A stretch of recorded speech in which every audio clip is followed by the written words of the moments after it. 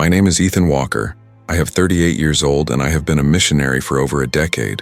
I was born in Birmingham, Alabama, but it was in the small town of Mapleton, in the interior of the state, that I found my true purpose: to serve, love, and bring hope, where many had already forgotten what that meant.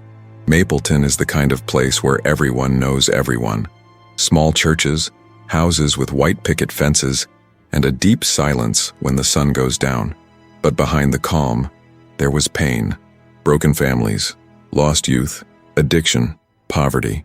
It was there that I felt God calling me every day. My routine was simple but intense. In the mornings, I would hand out food and pray with anyone who wanted it. In the afternoons, I would visit families living in rusty trailers on the side of the road. In the evenings, I would preach to small groups in an old garage that we had converted into a chapel. It was all done in faith, but I could feel that something was about to change. I remember one Sunday in particular well. It was early spring. The sun was shining brightly, but there was something in the air, an unrest I couldn't explain. As I was preaching on forgiveness, my eyes fell on a lady in the back of the room. She was crying. I had never seen her before. When I finished, she came over and said, "You need to be ready, Ethan. He's going to call you." Before I could ask what that meant, she was gone. She disappeared into the crowd as if she had never been there. That stuck in my mind. 2 days later, I received a call from a small congregation in Montgomery. A group of young, newly converted people were in urgent need of spiritual support. Without hesitation, I got into my car, an old blue pickup truck, put my Bible in the passenger seat, and left. It was a trip of just over 2 hours. Highway 65 was quiet that day. The sky was clear, the trees were green and swaying in the wind. I remember turning on the radio and singing an old gospel song. I smiled. Life made sense. But in a matter of seconds, everything changed. A noise, a flash, an impact so violent that my ears simply stopped working. And the silence, a silence so absolute that it seemed not to be of this world. I can't say for sure what happened first. The sound of metal twisting or the sensation of my body being thrown to the side as if it were made of paper. I was driving along Interstate 65 on the way to Montgomery. It was a road I knew well, almost with my eyes closed. But on that stretch, just before the exit to Greenville, something went wrong. A cargo truck invaded the opposite lane. They say the driver fell asleep at the wheel. I didn't have time to react. All I remember is a flash, and then silence. When I opened my eyes, there was no color, no sound, no pain, just a dull whiteness, as if the world had been washed clean of everything. I looked at my hands, but they weren't there. Or maybe they were, but I couldn't feel them. It was as if I was floating outside my own body. It was at that moment that I realized I was dead. There was no confusion, no despair, just an absurd, almost uncomfortable calm, as if time had stopped, as if everything I knew had been erased in a second. From afar, I heard a voice, soft, almost like a whisper inside my mind. "Time is not what you think it is, Ethan." I don't know where that voice came from. It didn't sound like something earthly. It was as if each word carried a truth that pierced my soul, and even without understanding it, I knew something bigger was happening. Meanwhile, in the real world, my body was being pulled from the wreckage by paramedics. I was pronounced dead at 16:08 at the scene of the accident. No pulse, no vital signs. A sheet was placed over my face, but I was still conscious. I saw images of my life flash by, my childhood running through the fields of Alabama, my mother praying for me.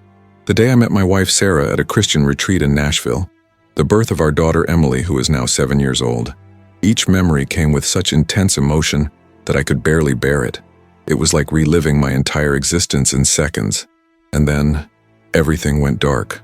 The light was gone, and I was pulled into an empty, silent, cold space. A place where there was no time, no direction, just an invisible presence watching me. Something was waiting for me. I could feel it, and it was there, in that unfathomable void, that I realized how fragile the line is between life and what comes next. But the scariest thing is that my journey was just beginning. I couldn't feel my body.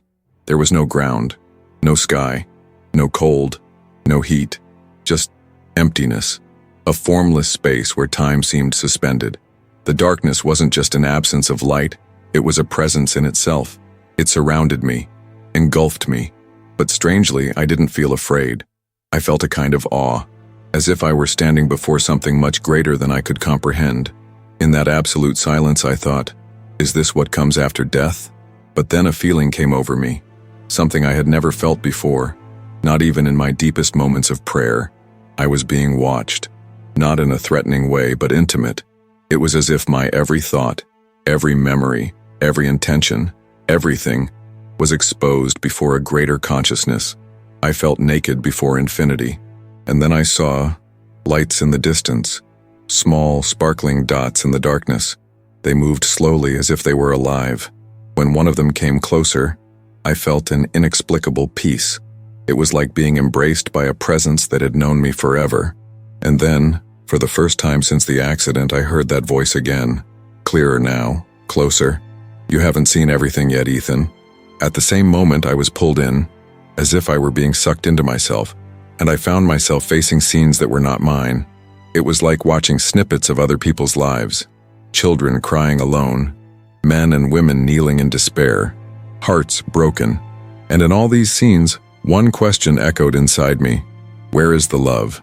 I felt a deep pain, not in my body, which no longer existed, but in my soul, as if I were being confronted with the suffering of the entire world. And deep down I realized this pain was part of the message. I wanted to run away, but there was nowhere to go. I could only see, feel, and understand. The darkness then began to move. It swirled around me like a silent whirlpool, and from the depths of it something emerged. A shape, tall, unmistakable, unavoidable. It was light, but also shadow. It was presence. And before I even asked, I knew he was coming. Something inside me said, "You're about to understand why you're here." And it was at that very moment, that I saw the eyes that pierced the soul, eyes that did not judge, but knew every detail, every sin, every miracle hidden in the small acts of love. I was no longer facing emptiness. I was in front of Cher. He didn't need to say his name, I knew it. Not with my mind, but with something much deeper. It was as if every cell in my soul was screaming, "It's him, Jesus." But not like in the paintings or the movies. It wasn't his appearance that made me recognize him. It was his presence. The intensity of the love that emanated from him was unbearable, and at the same time irresistible. He didn't look at me with judgment or coldness. His eyes, my God, his eyes, seemed to contain centuries of compassion. It was like looking into eternity and seeing in it a heart that bleeds for every person lost. He saw me, in truth. Everything I hid from myself, he already knew. And yet, he loved me. There were no words in the beginning. Only presence, only light. It enveloped me, it went through me, it cleansed me. I felt all my mistakes, my failures, my fears, not with guilt, but with clarity. And yet I was embraced. I fell to my knees, or what was left of me fell. I cried like I had never cried before, tears from the soul. And when I finally managed to speak, my voice came out as a whisper. "Lord, why am I here?" He came closer, and with a love that I cannot describe, he replied, "Because you need to remember." Remember what? He knelt before me. Jesus, the King of Kings, bowed before me as one who speaks to a brother, not to a servant. And then he said, "They have forgotten what it means to love. They have forgotten what it means to see each other as I see them. You will come back, Ethan. You will remind the world of what the world has chosen to forget." My heart broke. I didn't want to go back. For the first time, I was complete. I had found the home my soul had always sought. But I'm not strong enough, I said, my voice shaking. Jesus smiled, a smile that carried the weight of 1,000 universes, but at the same time was as light as a breeze. "You don't have to be, I am." And then he touched my forehead, and in that touch, something was placed inside me. A light, a flame, a burden, and a mission. And before I could say anything, I felt everything fall apart. The light said goodbye. The darkness closed in, and my soul returned. I woke up with a start, as if I had been violently pulled from a deep sleep. My eyes flew open, and for a moment I didn't recognize anything around me. White lights, the distant sound of monitors, screaming, crying. It was a hospital. "He's back, my God, he's back!" I heard a voice shout. Era Sarah, my wife. Her face was streaked with tears, her hands shaking as they held mine. I tried to speak, but my throat was dry, as if I had been asleep for 1,000 years. The doctors rushed to me. Screams of surprise, people crying outside. Then they told me I had been clinically dead for 8 minutes. No heartbeat, no breathing. They were already preparing the death certificate. But there I was, breathing, alive. What nobody knew, what I didn't even know how to explain it yet. That was what had happened to me during those minutes out of time. I was trying to understand if all of that had been real, or a creation of my desperate mind. But inside my chest, I knew. Jesus had spoken to me. He gave me a mission. In the days that followed, as I recovered in the hospital in Montgomery, I couldn't sleep. His words echoed in my mind as if they were engraved in my soul. They have forgotten what it means to love. I saw nurses fighting in the hallway, doctors indifferent to patients in pain, relatives arguing in the parking lot. And there, in each scene, I felt the absence of love. It was like seeing the world with new eyes, and it was painful. I began to write down everything I remembered from the experience, snippets of sentences, feelings, images, as if I needed to capture it before it faded away. But the more I wrote, the more vivid the memories became. It wasn't going away. It was growing inside me. And if you've ever experienced something like this, or know someone who has felt a greater inexplicable presence, comment below. I know how hard it is to put this into words, but maybe your story is also part of something bigger. Don't keep it to yourself. I still lacked answers. I was still afraid. But one thing was certain. I was no longer the same man who got into that car on Route 65. The first few days at home were strange. It wasn't just that I had survived a fatal accident. It was the silence that surrounded me. The people around me walked as if nothing had happened, as if the world was still the same. But I knew that was not. Sarah looked at me as if I were a stranger.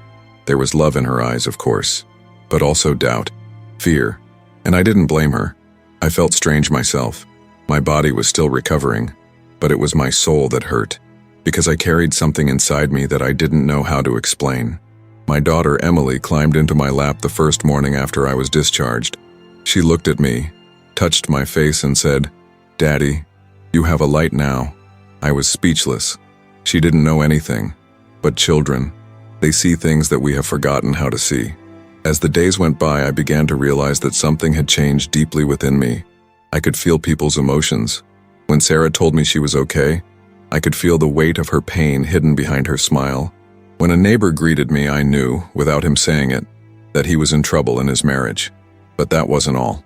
One night I dreamed of a man sitting in a church pew. He was crying, mumbling words I couldn't understand. When I woke up, I felt the need to call an old friend from church in Birmingham. Before I could say anything, he answered the phone in tears. "Ethan, how did you know? I was just praying. I was asking for a sign. I can't take it anymore." I didn't know what to say. I just knew that was connected with something bigger, something that started in that light and that somehow was still with me here. Sarah, even though she didn't understand, started to support me. She took me to appointments, held my hand during anxiety attacks. Because yes, they came. Seeing the other side made me question everything. My mission, my remaining time, my role. I began to write down every dream, every intuition, every word that seemed not to come from me. It was as if God was whispering through the cracks of my soul. But the world out there wasn't ready for this. Not yet. The first time it happened, I thought I was dreaming. It was the middle of the night. I was sitting on the porch, drinking a cup of tea that Sarah had left for me. The silence of the Alabama night is a dense, almost spiritual silence. It was at that moment that I heard something, but not with my ears. It was a prayer, a voice whispering full of pain. "Lord, if you still hear, show me that I am not alone." I closed my eyes. The voice wasn't coming from my mind. It was alive, real, on the other side of some invisible veil. I felt an urgency. I got up, got in my car, and drove on instinct. I didn't know where. I just knew I had to go. 20 minutes later, I pulled up to an abandoned gas station, and there she was, a woman sitting on the sidewalk holding a torn Bible in her lap, crying. She looked at me as if she already knew me. "Did you hear?" she asked. I just shook my head. She fell to her knees and cried. Not because she knew me, but because she knew God had heard her. It happened again and again. In dreams, in touches, in looks. I began to feel people's pain before they spoke, and sometimes when I prayed, something would happen. A different kind of peace would fall over the room. Children would stop crying. People would start telling truths they had never told anyone before. And all of this transformed me a little more. But along with the light, the weight came. Each vision, each answered prayer, was accompanied by a weariness that wasn't physical. It was like carrying part of the world's pain inside me. There were nights when I would shake, days when I couldn't get out of bed. Sometimes I would wonder if I had come back to die again, just slowly. But then I remembered his voice. "You don't have to be strong, I am." I started calling these experiences marks of infinity, signs that eternity had touched me and left visible marks on my spirit. I had no more doubts. This wasn't about me. It was about others, about you, about us. And the more I accepted this, the more the marks multiplied. At first, I only shared with close friends. I reported what I had experienced cautiously. I didn't want to seem fanatical or invent miracles. I just needed someone to believe me. But even the most religious hesitated. "You had a dream, Ethan. Also trauma, coma. That's all in your head, brother." And that's where it hurt the most. I have been dead. I have seen. I have heard. I have felt. But the world, this world that claims to be so hungry for faith, wasn't prepared for someone who actually lived it. A pastor of a local church in Selma, where I preached years ago, invited me to give a testimony. The church was packed. Young people, old people, curious people. I spoke with an open heart. I told them about the touch of Jesus, about the message he gave me, about the prayers I had come to hear. There was absolute silence.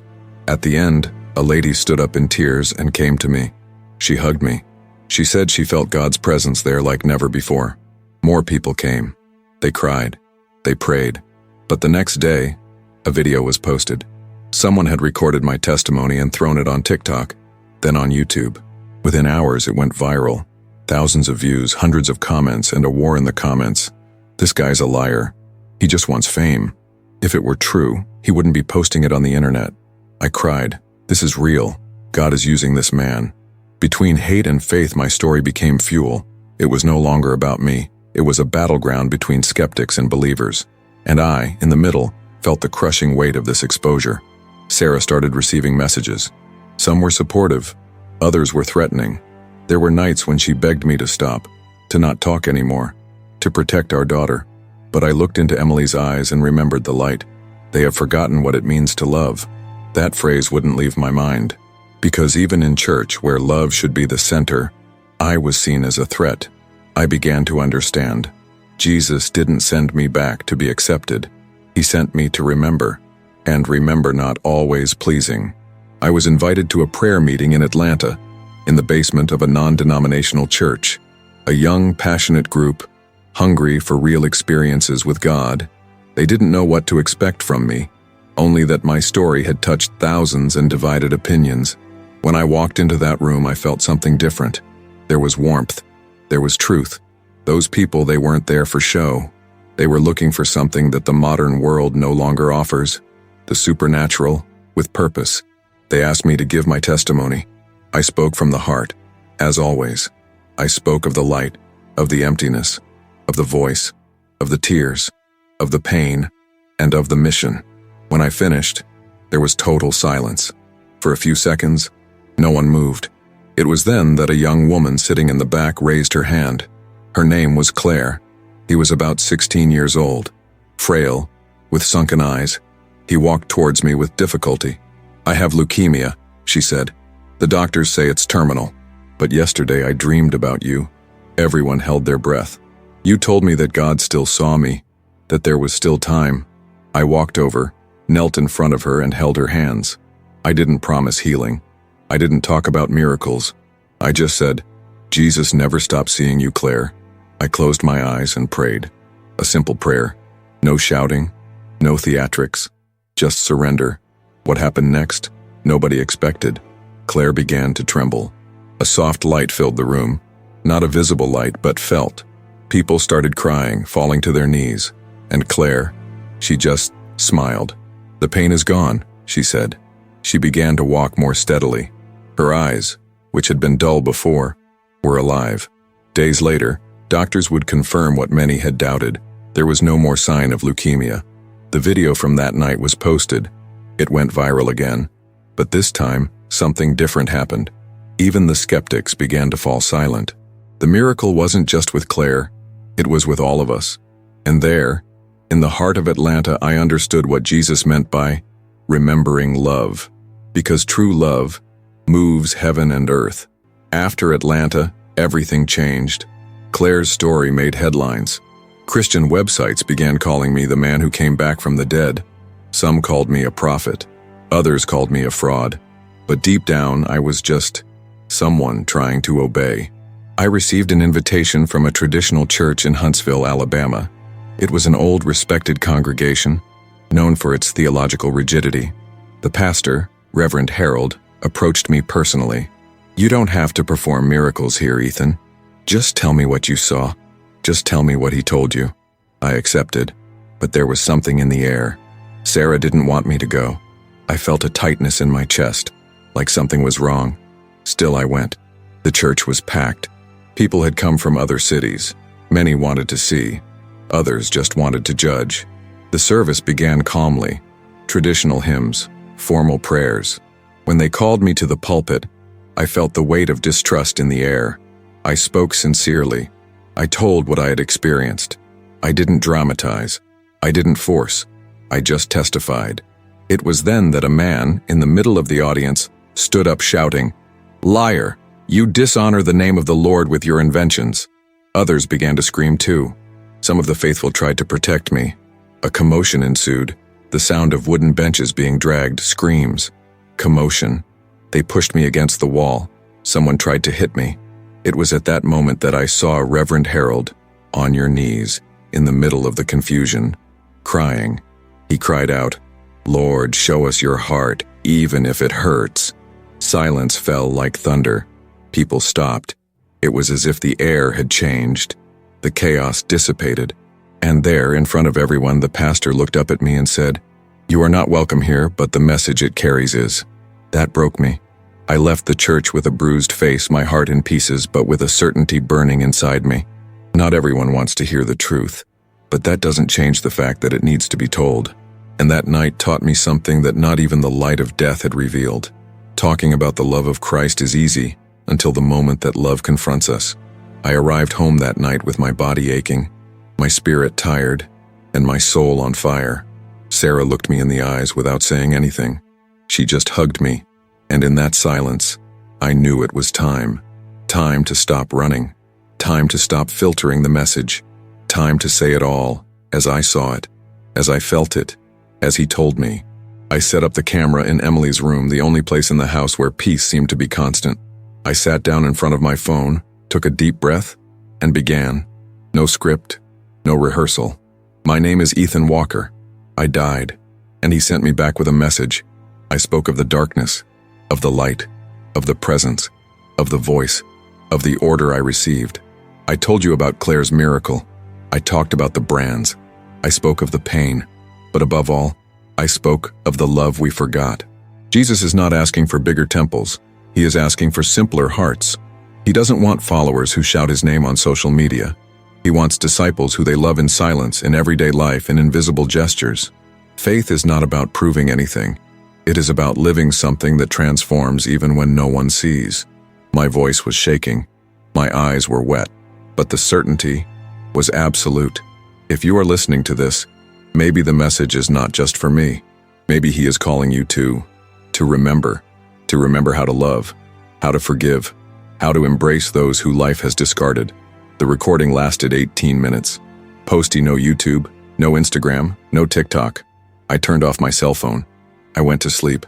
The next morning, they were more than 2 million views. But it wasn't the quantity that impacted me. It was the comments. Thousands of people saying, "I've never cried so much watching a video. I felt God here. I knelt down for the first time in years. I also died and came back, and I never had the courage to tell." It was as if something had been unlocked in people's hearts. Not a religion, not a cult, but a memory. Something we all carry deep down, and that we forget in the midst of the noise. The video wasn't about me. It was about he. 3 days after the video, I woke up at 4 a.m. with a different feeling. It wasn't fear. It wasn't anxiety. It was peace. Deep, silent, complete. Sarah was still asleep. Emily was too.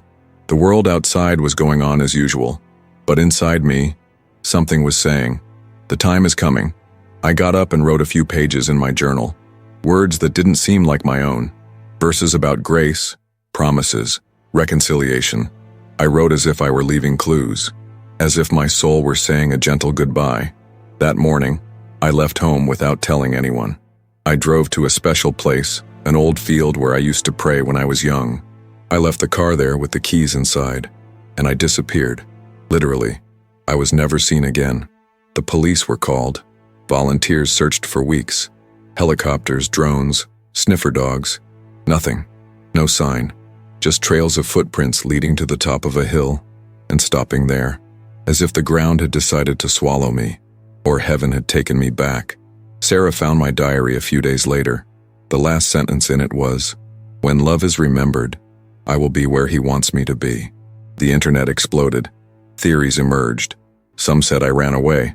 Others said I was kidnapped. But many believe it was the last mission, that my journey here had ended, and that my message was still just beginning. To this day, people report dreams about me. They say I appear to them praying, saying the same thing. Remind the world how to love. The video keeps growing. Every time someone comments, shares, or watches it, something awakens. A memory, a call, a longing for heaven. Because in the end, it wasn't about death, it was about what you do with your life after you see the eternal. And maybe that message wasn't just mine. Maybe now she is yours too. If you've made it this far, it's because this story touched you in some way. Then subscribe to the channel now. There are more stories like this coming. If this message spoke to you, comment below. I remember love. Leave the like to strengthen and show YouTube that it is worth spreading this. And now click on next video that is appearing here on the screen. He will mess with you even more.